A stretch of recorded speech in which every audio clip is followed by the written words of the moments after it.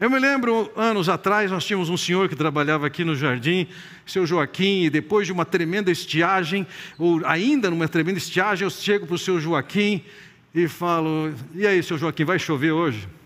Ele vira para mim: Fernando, vai chover hoje à tarde sim. Eu falei: seu Joaquim, como é que o senhor sabe disso? Por causa dos passarinhos. Eu falei: os passarinhos? O que tem a ver os passarinhos com isso? Eles estão cantando, vai chover. E choveu. Tenha o conhecimento pela sua vida. Naqueles dias, as definições e as percepções do que estava para acontecer no clima, no tempo, clima, também eram em função de observação. Veja, quando vocês veem uma nuvem se levantando no ocidente, logo dizem: vai chover, e assim acontece. As chuvas naquela região, elas vinham do Mediterrâneo ao ocidente. Você lembra de uma história que está registrada lá em 1 Reis, capítulo 18? Que Elias manda um menino ir olhar lá para o mar. E ele vai 6 vezes e não tem nada. E aí na 7ª vez que Elias manda o servo dele lá, ele volta assim: tem uma nuvenzinha lá. Elias fala: vai chover. Esse discernimento que Elias tinha era um conhecimento generalizado. E o Senhor reconhece que os fariseus, os escribas, eles tinham esse conhecimento. Nuvem no ocidente, em cima do Mediterrâneo, vai chover. A seguir ele diz: e quando sopra o vento, vocês dizem, vento sul, vocês dizem: vai fazer calor. E assim ocorre. No sul de Israel, nós encontramos o deserto de Negev. Terra seca. Chove de 10 a 30 milímetros de chuva por ano. E quando o vento soprava naquela direção, eles sabiam: vai ficar quente. Então vejam, eles tinham uma capacidade de diagnosticar e de se antever, sabendo o que ia acontecer no clima. E o Senhor Jesus reconhece essa habilidade que eles têm. Entretanto, veja o que ele diz no versículo 56. Hipócritas, vocês sabem interpretar o aspecto da terra e do céu, como não sabem interpretar o tempo presente? Eu demorei um bocadinho para entender, mais do que era necessário, para entender por que Jesus os chamou de hipócritas. Numa leitura simples, o fato de eles conhecerem e diagnosticarem o que estava acontecendo no tempo, clima, e o fato de eles não conhecerem e não discernirem o que tem para acontecer no tempo presente, para mim não se configurava ser hipócrita. A questão é a seguinte: a compreensão daqueles dias, do que estava acontecendo, do que Deus estava fazendo, refletia o conhecimento de uma pessoa. Vamos imaginar aqui um grupo de médicos. Acho que nós podemos aplicar essa ilustração com vários segmentos profissionais. Mas vamos pegar um grupo de médicos que estão conversando. São profissionais. Entre eles há um charlatão. Está com um jaleco de médico. Pode ter alguns instrumentos em si que evidenciam que ele seja médico. Talvez uma roupa de cirurgião. E você olha para o cara e fala assim: ele é médico. E os médicos estão olhando para ele e estão achando que é um colega. E digamos que de repente eles comecem a conversar sobre um caso. E aquele camarada que é um charlatão e não conhece do assunto, quando ele abrir a boca e der palpite, quem é médico vai falar: ixi, tem alguma coisa errada aqui. Com o tempo vai se concluir o quê? Ele é falso, ele é hipócrita, ele não é médico. Ele está se passando por médico e não é médico. Aquela liderança judaica entendia que eles eram a elite espiritual do povo, mas eles não tinham certos conhecimentos elementares. E é por isso que Jesus diz: vocês são farsantes. Vocês são hipócritas, vocês se passam por liderança espiritual e o elementar e o básico da espiritualidade vocês não têm. É por isso que ele os chama de hipócritas. Porque eles não percebiam o que estava acontecendo. O que é que estava acontecendo? Quero chamar sua atenção para 3 coisas que eles não percebiam. Mateus capítulo 7 diz: quando Jesus acabou de dizer essas coisas, as multidões estavam maravilhadas com o seu ensino, porque ele as ensinava como quem tem autoridade, e não como os mestres da lei. Ou em João capítulo 7 que diz: ninguém jamais falou da maneira como esse homem fala. O ensino de Jesus era alguma coisa marcante, impressionante. E aqueles fariseus desprezavam isso. Nem percebiam a excelência do que Jesus ensinava. Eu gosto muito de ler e admiro um texto que seja bem escrito. Ainda ontem, Carmo e eu estávamos assistindo um filme e um camarada fez um discurso, uma cerimônia, um sepultamento. Eu falei, meu Deus, que texto lindo, isso me impressiona.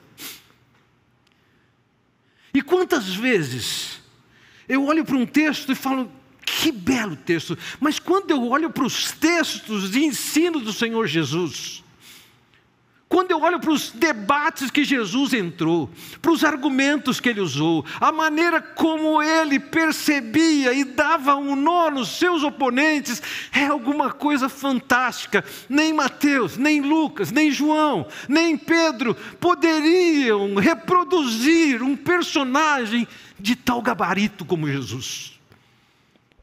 O seu ensino impressionava, mas os fariseus não percebiam isso. Eles conseguiam passar pelo ensino de Jesus e não dar valor nenhum para aquilo. É lógico. Ao ler, ao estudar, quanto mais eu leio, mais eu estudo as palavras de Jesus, eu penso, meu Deus, quanta inteligência, que poder de argumento, que poder de ilustração, que poder de enxergar tudo o que está acontecendo e ir lá na raiz. Mas eles não viam isso. Segundo,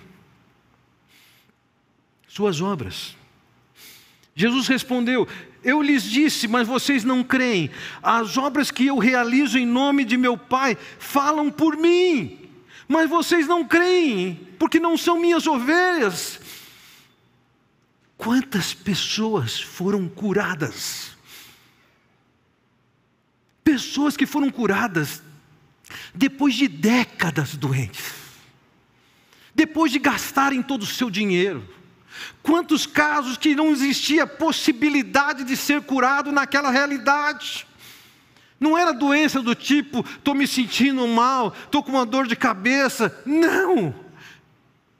Eram doenças efetivas. Eram cegos, eram surdos. Eram pessoas endemoniadas, debaixo do domínio dos demônios. E Jesus as libertou. Eles não viram isso. Eles não perceberam isso. Os profetas diziam que quando o Messias chegasse, o cego ia ver, o surdo ia ouvir. E aquilo aconteceu, e aquilo não significou nada para eles. Jesus está dizendo, vocês são farsantes, vocês são hipócritas. Vocês são capazes de discernir o que significa a nuvem que nasce no ocidente. Vocês são capazes de discernir como vai ficar a temperatura por causa do vento que vem do sul. Mas vocês não percebem essas questões elementares que estão acontecendo nesse tempo.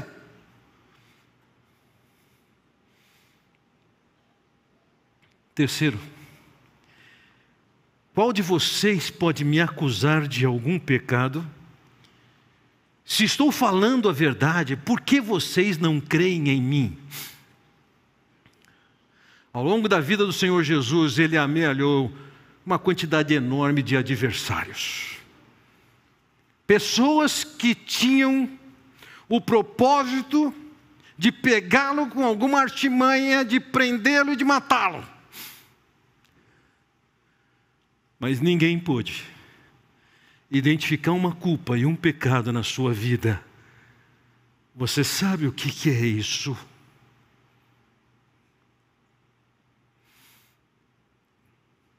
Poucos anos atrás, a filha do Dr. Russell Shedd. Dr. Russell Shedd foi um teólogo de expressão e referência no Brasil, um homem conhecido pela sua piedade, pela sua devoção a Deus também. E numa certa ocasião, sua filha, falando sobre seu pai, ela disse o seguinte: eu sei que meu pai é pecador, porque as Escrituras dizem que ele é pecador, mas eu nunca vi meu pai pecando. Eu perguntei para minha filha se ela tinha a mesma opinião sobre o meu respeito. Ela falou: não, pai, eu sei que você é pecador. Eu tentei.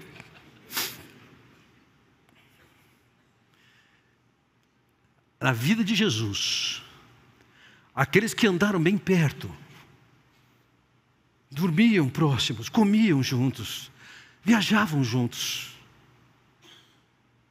Aqueles que eram adversários podiam olhar para aquele homem e falar: não tenho o que falar dele. Ele é íntegro, ele é reto. Jesus perguntou: qual de vocês pode me acusar de algum pecado? Eles olhavam para a nuvem e sabiam que ela significava alguma coisa. Eles sentiam o vento vindo do sul, eles sabiam que aquilo significava. Eles tinham capacidade de discernimento do tempo, clima apurado. Mas quando se tratava do tempo, a ocasião, o que é que Deus está fazendo, eles não enxergavam nada. E porque eles não enxergavam nada, é que eles eram hipócritas. E quando que eles eram hipócritas? Quando eles se passavam por liderança espiritual, sem ter o mínimo da espiritualidade. Era só casca, era só aparência, era só espuma, não tinha fato nenhum. Quando Paulo escreve aos Romanos, no capítulo 2, ele diz: ora, você que leva o nome de judeu, apoia-se na lei e orgulha-se em Deus. Se você conhece a vontade de Deus e aprova o que é superior, porque é instruído pela lei, se está convencido de que é guia de cegos, luz para os que estão nas trevas, instrutor de insensatos, mestre de crianças, porque tem na lei a expressão do conhecimento e da verdade. Tudo na vida deles era em função da lei, e em função da lei eles construíram tantas outras leis, eles viviam em cima da lei, e eles nem sabiam para o que era a lei. Eles eram uma farsa. Quando Paulo escreve aos Gálatas, no capítulo 3, ele diz: assim ele foi o nosso tutor até Cristo. A lei foi o nosso tutor até Cristo para que fôssemos justificados pela fé. A lei, ela tinha um papel. A lei não era o objeto, função de eu viver. A lei, como ele diz aqui, é um tutor. Para vocês que são da área de educação, a palavra é paidagogos, ele é um pedagogo. A lei serve para quê? Ela ajuda você a entender que você não consegue obedecer. E ela fala assim: vou levar você para alguém que consegue resolver essa questão. É Jesus. A lei não aperfeiçoa ninguém, mas eles achavam assim. Provavelmente você já teve essa experiência com o seu dentista. E eu posso imaginar que os dentistas, que quando se encontram, fazem piada sobre isso a nosso respeito. Nós, seres humanos normais. Você já foi ao dentista e o dentista falou assim: olha, seu padrão de escovação está aquém do que deveria ser. Está juntando placa bacteriana. Quantos de vocês já passaram por isso? Tem pouca gente honesta nessa igreja, viu? E aí ele diz: para você ver como está o padrão da sua escovação, ele vai pingar alguma coisa na sua boca, que é o evidenciador de placa bacteriana. Um nome bonito dessa. E a sua boca vai ficar rosadinha, ou roxinha, onde bateu aquele evidenciador de placa bacteriana. Se ficou rosado, roxinho, sabe o que significa? Você é um porcão. E não adianta. O evidenciador da placa bacteriana, ele não limpa seu dente. Ele só mostra que você é porcão. Ele não trata a sua cárie. Ele só mostra que você é um porcão. Assim é a lei. A lei não aperfeiçoa ninguém. A lei não arruma ninguém. A lei não limpa ninguém. A lei só te dá a chance de olhar assim para ela e falar assim: eu não consigo cumprir. Aí ele diz assim: vem cá comigo. A lei vem aqui. É Cristo. Ele morreu por você. Ele pagou seus pecados lá.